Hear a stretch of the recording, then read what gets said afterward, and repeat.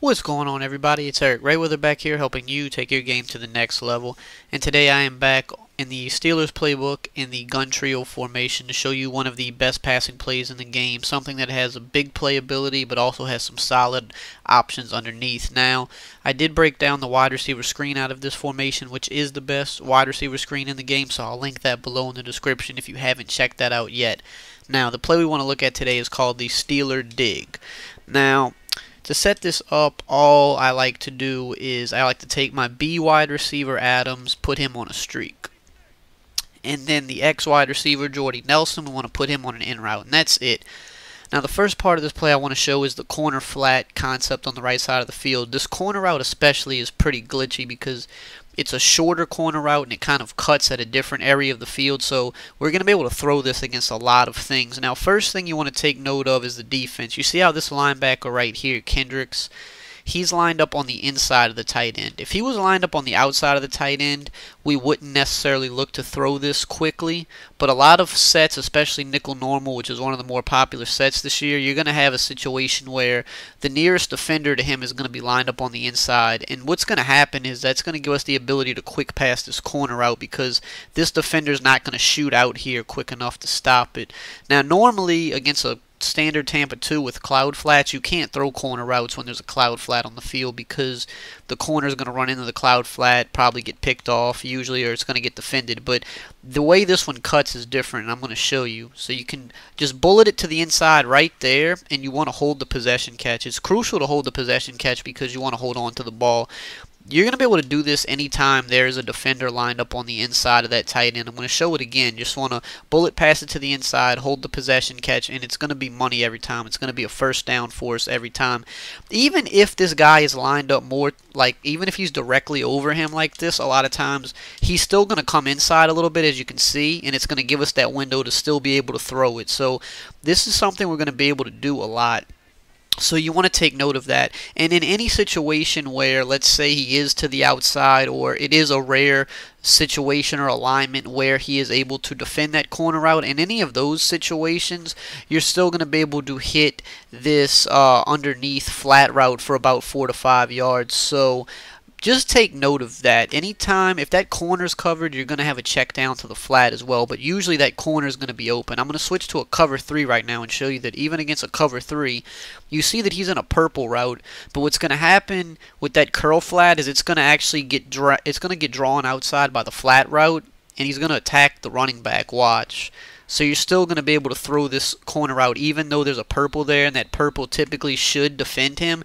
It's not going to. I'm going to show it one more time just so there's no confusion or you think this is a fluke or anything. He's going to go out there and he's going to defend that halfback. So like I said, a lot of zones, you're going to be able to throw this corner against a lot of zones. Either the linebacker or the defender is going to stay inside, or if there's a purple defender, he's going to a lot of times go down to that flat. So this corner route is pretty glitchy and something we can take advantage of against a lot of things. And of course, it's going to beat man defense as well because corner routes always beat man.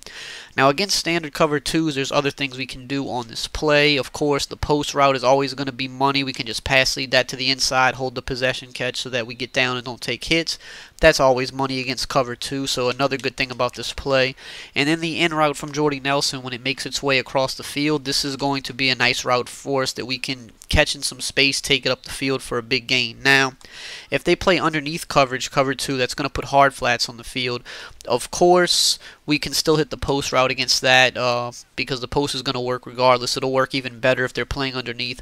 We can still quick pass the corner if they're playing underneath coverage like we did before, but if we notice underneath coverage, it's best to just wait so that we can get a bigger gain out of it like so. But like I said, if you're just kind of quick on the trigger there and you're just quick passing it, you can still quick pass it against underneath coverage too. That's not a problem.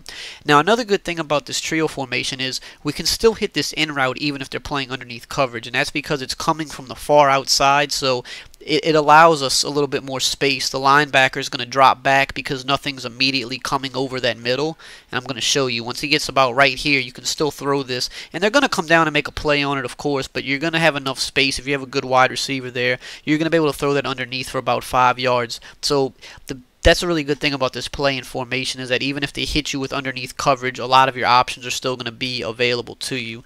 Now going back to a cover 3, Of course, I already showed you the corner flat concept, but we're going to still be able to hit this in route against cover 3 as well, and as you can see, take it upfield.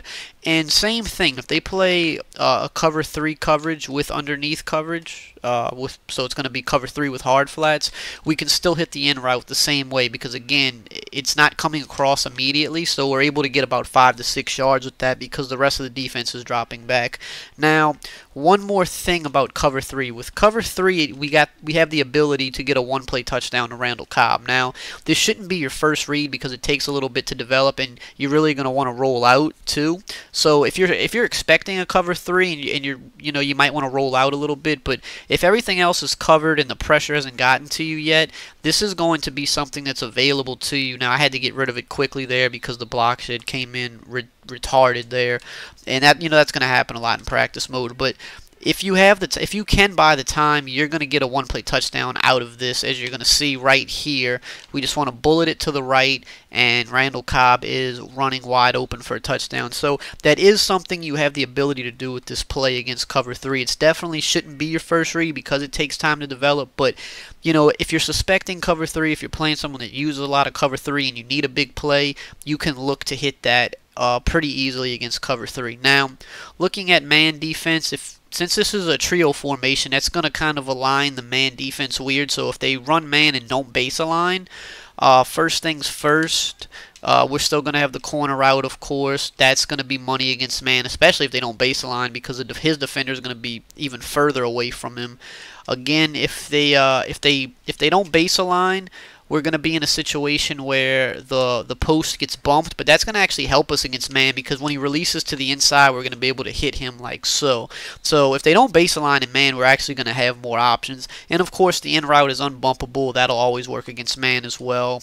So if they run man and they base align, you would look at this and say, well, we probably can't throw the corner because that cornerback is almost like cross-manned on him. He's going to meet him right where the corner runs. But what's going to happen is that cornerback's going to wind up picking up the running back, and I'm going to show you. So then the linebacker is going to be manned up on him. So anytime they're in man, that corner is going to be money. Even though the outside cornerback is manned up on him, they're going to switch off, and he's going to take the flat route. So you're going to have that. And then also against man, if they're not, if they are base aligning, you're going to hit that in route. You won't really be able to hit the post if they base align, unless they base align and press. The post is only going to work if he's pressed, because it's going to give him that inside release. So there's multiple options you can do, whether they base align, or just run a regular man defense as well. So you have multiple options with this play. A lot of different things you can do against different looks, and the big thing about it is that corner route. You have the ability